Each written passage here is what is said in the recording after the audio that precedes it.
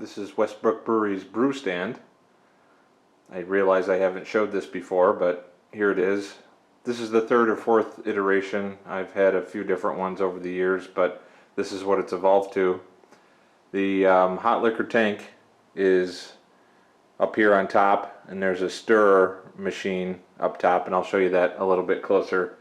The mash tun right here, boil kettle here, and then the PID controller for the hot liquor tank and mash tun is here. It runs on natural gas and electric. I can do either. The boil kettle is only natural gas, but the hot liquor tank and the mash tun can be run on 220 or natural gas, either one. All the tanks are bottom drain except for the boil kettle. That's got kind of a low side drain right there, but it does have a recirculation port on the side so I can whirlpool. But the other two tanks are bottom drain. I'll show you the stirrers right now. I do have water plumbed into the brewing stand, so I just supply it with water and then I can do everything else from there. I'm going to clean the brew stand now, so I'll show you how everything works while I'm cleaning it. The hot liquor tank has a stirrer on top made with that gear motor.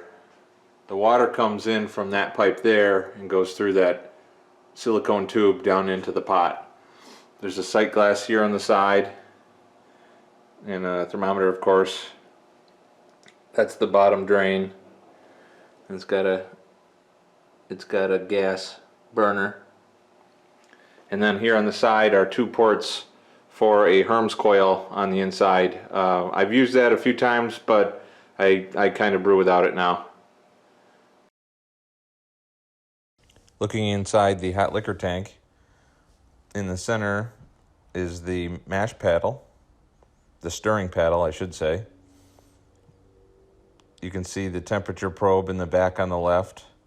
In the back center is the hole for the electric heating element. And to the left is one of the ports for the Herms coil. There's the other port for the Herms coil on the bottom drain. Over here we have the temperature probe for the thermometer and the hole for the sight glass. And then this is kind of a recirculation port, so I can put the pump outlet on the outside and it'll pump back into the tank.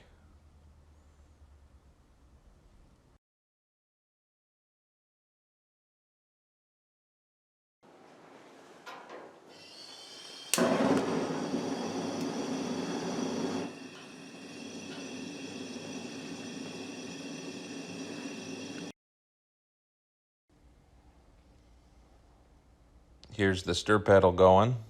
I'm about to add some Santa-Clean, so you'll be able to see how that gets mixed up in there.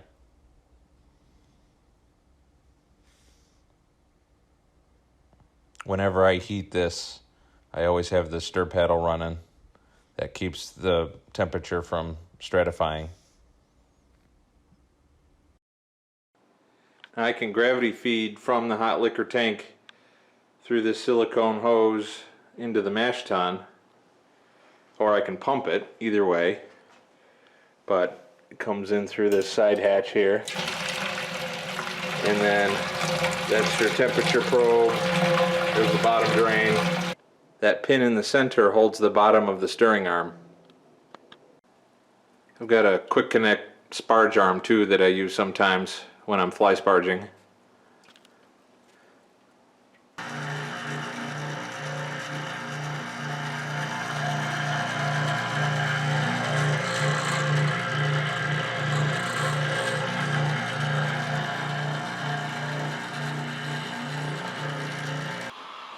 Here's a better view of the mash tun, the false bottom down there.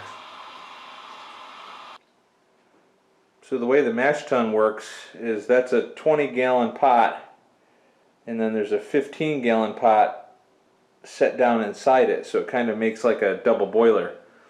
So I put water in the 20-gallon pot and it surrounds the inside 15-gallon pot, And I recirculate that water with this port here and that one up over there with my pump. So the whole time I'm mashing, that water is just getting circulated and heated, and it maintains temperature with the PID. The mixer shaft and paddles stir up the mash. I have it set on a timer so it turns every 30 seconds or so, but I can set it to whatever I want. And when I want to raise the temperature of the mash, I just increase the temperature of the water in the 20-gallon pot, and it brings the mash temperature up. The input side has a thermometer, so when I use a Herms coil, I can see the temperature of the hot work going in. And then the white thermometer down there, this one here, goes all the way into the 15-gallon pot so I can see the temperature of the mash. And then my two recirculation points for the 20-gallon water pot are right there. So I hook my pump up to those and recirculate the water when I'm mashing.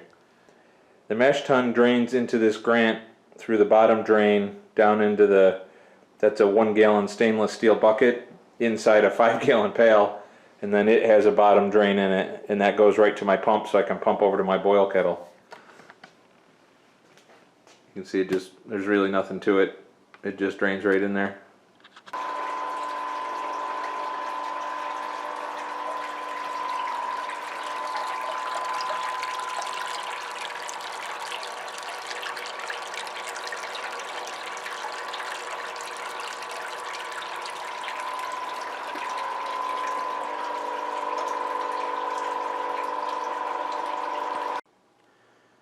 You can see whirlpooling works.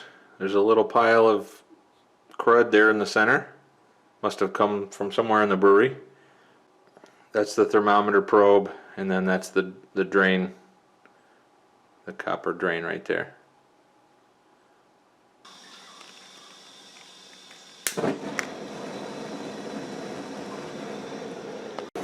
I want to try out my immersion chiller, my new one. I haven't used this yet, but I got 5 gallons of water up to a boil here, so we'll see how it goes. The last time I used it, the intake hose flew off, so I hope I got it clamped on better. We'll see right now. I want to try it before I brew the next time.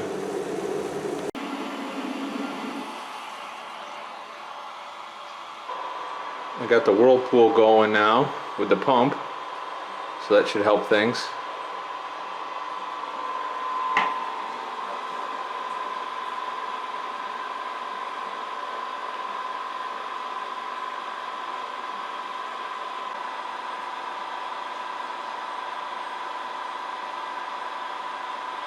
Well, it just went down 10 degrees in 22 seconds.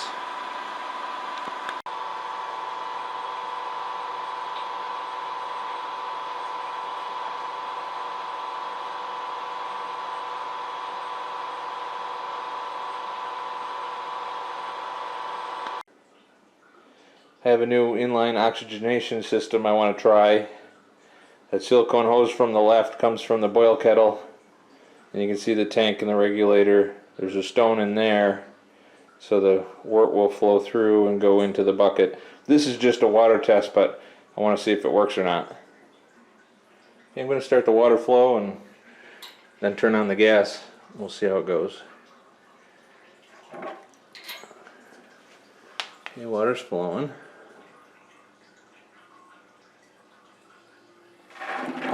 Oh yeah, no, that's probably too much. But you can see the oxygen flowing through the tube on the way out. Back it off some.